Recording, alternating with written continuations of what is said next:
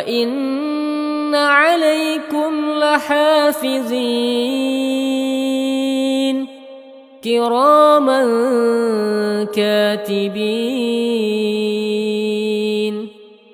يعلمون ما تفعلون.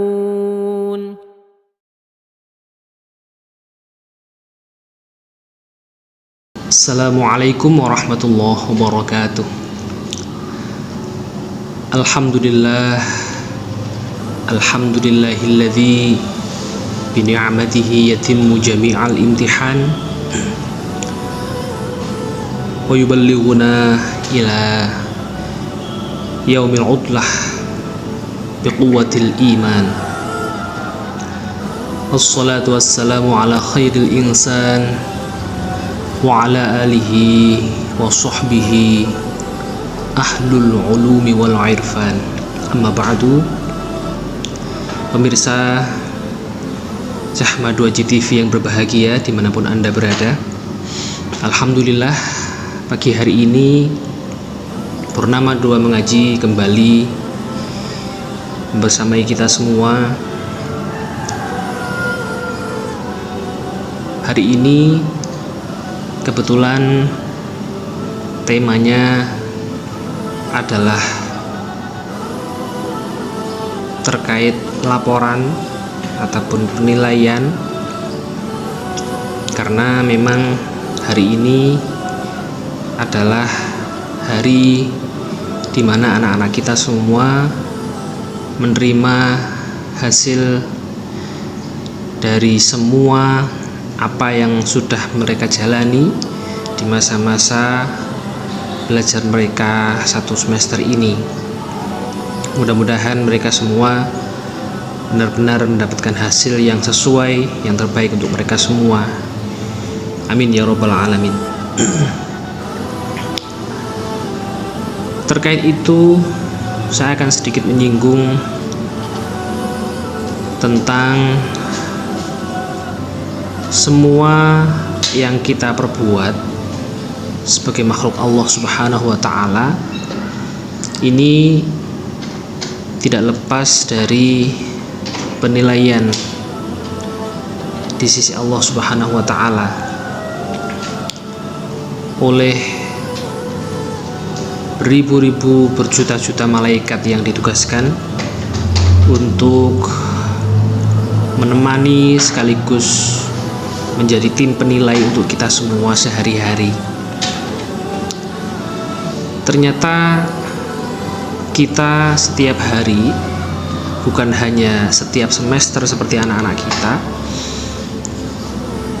kita setiap hari selalu dipantau, dinilai, dan juga dilaporkan secara update oleh para malaikat kepada Allah Subhanahu wa ta'ala, yang mana dalam hal ini ada banyak sekali hadis-hadis yang sahih yang diriwayatkan oleh beberapa rawi berbeda. Ada yang dari riwayatnya Abu Daud dari Abu Hurairah yang isinya adalah semua amal, baik itu amal solih ataupun yang sebaliknya, semuanya akan dilaporkan setiap hari. Kalau dalam riwayat ini disebutkan setiap hari Senin dan Kamis. Tu'radul a'mal yaumal itsnain wal khamis fayufaru liman la yusyriku billahi syai'an. Semua amal akan dikumpulkan pada setiap hari Senin dan Kamis, dilanjutkan dengan ampunan bagi mereka yang tidak menyekutukan Allah sama sekali. Berarti ketika pada pelaporan amal tersebut ada orang-orang yang kedapatan menyekutukan Allah Subhanahu wa taala, maka di momen-momen itu orang-orang tersebut tidak akan mendapatkan ampunan dari Allah Subhanahu wa taala. Na'udzubillahi min dzalik. Lanjutannya, illa rajulan bainahu wa baina akhihi syahna'u. Disebutkan kecuali laki-laki atau seseorang yang dia dan saudaranya, dia dan tetangganya atau yang lain, intinya dia dengan orang lain memiliki sebuah permusuhan atau sebuah problem yang harus diselesaikan. Maka orang yang seperti itu dikatakan yaqulu ta'au hadaini hatta yasqaliha atau hatta yasluha. Tinggalkan saja mereka. Mereka tidak perlu dilaporkan amalnya sebelum mereka mau untuk memperbaiki masalahnya. Ini merupakan catatan bagi kita semua bahwa pentingnya menyelesaikan masalah, pentingnya untuk segera mengalah ketika kita sedang ada masalah dengan orang. Ini tidak hanya merupakan etika yang baik, tidak hanya merupakan untuk menjaga perasaan orang lain, tapi memang sangat berkaitan dengan diterima dan tidaknya amal-amal kita setiap hari. Itu yang menjadi penting. Selanjutnya ada riwayat dari Imam Muslim yang tidak jauh berbeda, bahwa setiap hari Senin dan Kamis pintu surga itu dibuka semuanya dalam rangka pengampunan dosa-dosa orang yang tidak menyekutukan Allah Subhanahu wa taala.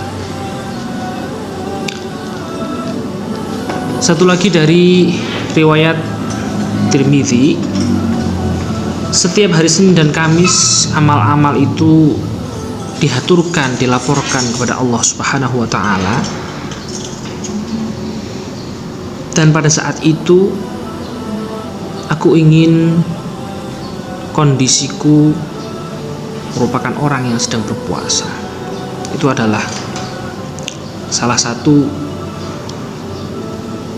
sabda Nabi Muhammad SAW yang menceritakan bahwa beliau suka untuk berpuasa Senin dan Kamis karena menghendaki ketika amal-amal beliau dilaporkan pada hari-hari itu, beliau dalam kondisi yang sedang berpuasa. Artinya benar-benar sedang menahan diri, berusaha untuk menjadi suci, dan juga berharap amal-amal beliau bisa benar-benar diterima oleh Allah Subhanahu wa taala. Itu adalah level orang terbaik di muka bumi. Sebegitunya beliau mengajarkan kepada kita bahwa apapun yang akan kita persembahkan kepada Allah Subhanahu wa taala harus benar-benar diniati, ditata, dan disiapkan dengan sebaik-baiknya. Tidak asal-asalan, tidak yang penting ibadah berarti kita sudah dengan damai untuk siap dilaporkan kepada Allah Subhanahu wa taala. Begitulah beliau Nabi Muhammad SAW selalu mengajarkan kita untuk beribadah, untuk menjadi makhluk Allah dengan sebaik-baiknya. Ada lagi dari Ibnu Husaimah tajtami'ul malaikatul lail wan nahar fi sholatil fajri wa sholatil asri. Ada sebuah sabda Nabi yang menjelaskan bahwa malaikat itu memiliki dua rombongan. Malaikat yang mencatat amal kita itu memiliki dua rombongan. Yang pertama, mereka-mereka yang mencatat amal kita di pagi hari seluruhnya, seluruh pagi. Kategori pagi itu berarti ya mulai terbit dan terbenamnya fajar. Berarti kalau yang malam mulai terbenamnya fajar sampai terbitnya fajar. Mereka memiliki dua kelompok, dua gelombang, dua golongan yang mereka akan selalu berkumpul di setiap sholat fajar, sholat subuh, dan sholat asar, dalam rangka mereka menjalankan tugas mencatat amal kita secara bergantian. Akan tapi uniknya mereka memiliki kegiatan yang benar-benar istiqomah, yakni jamaah sholat subuh dan asar. Padahal mereka tugasnya berbeda. Ini tentu harus menjadi pelajaran buat kita semua, bahwa menjalankan tugas harus diiringi dengan melakukan ibadah yang baik. Jangan sampai tugas-tugas kita menggerogoti ibadah kita atau bahkan melalaikannya. Na'udzubillahi min dzalik. Malaikat yang bertugas untuk mencatat kita di pagi hari, mereka akan berjamaah sholat asar dengan malaikat yang akan bertugas mencatat amal-amal kita di malam hari. Begitupun juga ketika sholat subuh, tim malaikat pencatat amal malam akan sholat subuh dulu dengan tim pencatat amal pagi. Tidak lantas mereka langsung pulang ketika subuh, baru yang pagi datang. Selanjutnya ketika setelah jamaah, mereka lantas naik ke atas, sowan kepada Allah Subhanahu wa taala. Lantas Allah menanyai mereka, tus'idu malaikatun nahar fayas'aluhum rabbuhum kaifa taraktum ibadi. Bagaimana kalian meninggalkan hamba-hambaku? Bagaimana kondisi mereka? Fayaquluna atainahum wa hum yusalluna wa taraknahum wa hum yusalluna faghfir lahum yaumaddin. Ternyata jawaban malaikat tidak serta-merta mereka sebagaimana layaknya para penilai di dunia. Mungkin kalau kita yang menilai di dunia, ketika kita ditugaskan untuk menilai seseorang, kita akan dengan mudahnya melaporkan orang itu sesuai dengan apa yang kita catat, atau bahkan kita cenderung mudah untuk menjelekkan orang itu tanpa berpikir untuk mendoakan atau yang lain. Tapi kalau malaikat tidak. Selain mereka ditugasi untuk mencatat amal kita, ternyata ketika laporan, malaikat ini selalu berusaha mendoakan kita, sekalipun juga tetap melaporkan apa yang seharusnya. Terbukti ketika mereka ditanya oleh Allah seperti itu, mereka menjawab, kami meninggalkan hamba-hamba Allah, hamba-hambamu, dengan kondisi mereka yang sedang sholat. Kami mendatangi mereka dengan kondisi yang sedang sholat. Kami meninggalkan mereka dengan kondisi yang sedang sholat. Maka permintaan kami, ya Allah, ampunilah mereka kelak di hari kiamat. Itulah doa-doa malaikat pencatat amal untuk kita semua setiap harinya. pagi dan sore.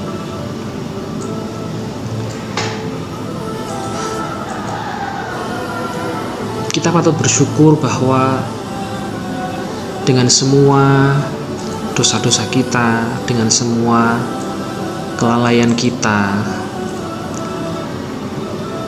dengan seluruh tim pencatat amal yang benar-benar disiplin seperti itu, ternyata masih ada kemurahan dari Allah Subhanahu wa Ta'ala yang disematkan pada setiap malaikat tersebut, sehingga beliau-beliau mampu dan mau untuk mendoakan kita semua, yang jelas-jelas kita semua ini bukan siapa-siapanya. Mudah-mudahan apapun kelalaian kita, apapun dosa-dosa kita, berapapun banyaknya, bisa diampuni oleh Allah Subhanahu wa Ta'ala dengan doa-doa para malaikat. Dan kita semua juga bisa diberikan kesadaran, diberikan hidayah oleh Allah, sehingga tidak mengandalkan doa-doa tersebut, melainkan kita semakin hari semakin menjadi pribadi-pribadi yang baik. Amin Allahumma amin.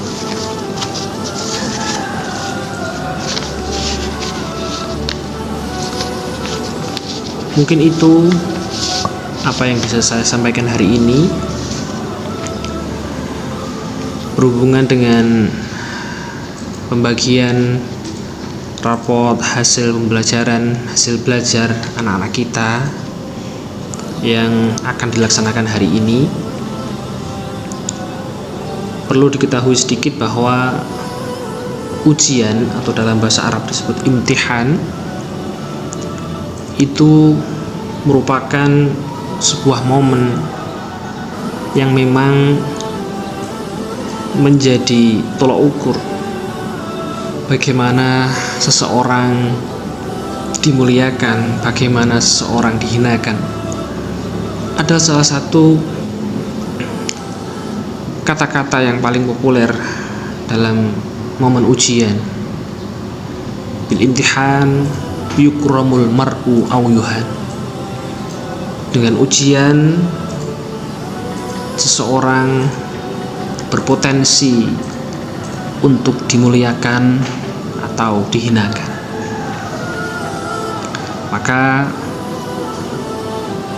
apapun hasilnya, anak-anak kita semua sudah berusaha, dan itu harus diterima. Ketika sudah mendapatkan hasil yang memuaskan, masih bisa ditingkatkan tahun depan. Ketika belum memuaskan, sekiranya bisa untuk diperbaiki dan kita tingkatkan bersama-sama. Terima kasih untuk semua keluarga besar SMP Purnama 2 Cilacap, Bapak Ibu guru, wali kelas semuanya yang telah dengan ikhlas membimbing putra-putrinya untuk bisa mempersiapkan menjalani ujian ini dengan baik. Terima kasih untuk semua wali murid yang sudah memberikan segalanya untuk putra-putrinya demi kesuksesan mereka semua. Terakhir, terima kasih untuk anak-anak semuanya yang sudah dengan sekuat tenaga berusaha untuk mengikuti apapun yang menjadi arahan-arahan Bapak Ibu guru, selalu berusaha untuk membanggakan kedua orang tuanya. Lanjutkan, semangat. Mudah-mudahan Allah menjadikan kalian semua orang-orang yang bermanfaat untuk semua. Assalamualaikum warahmatullahi wabarakatuh.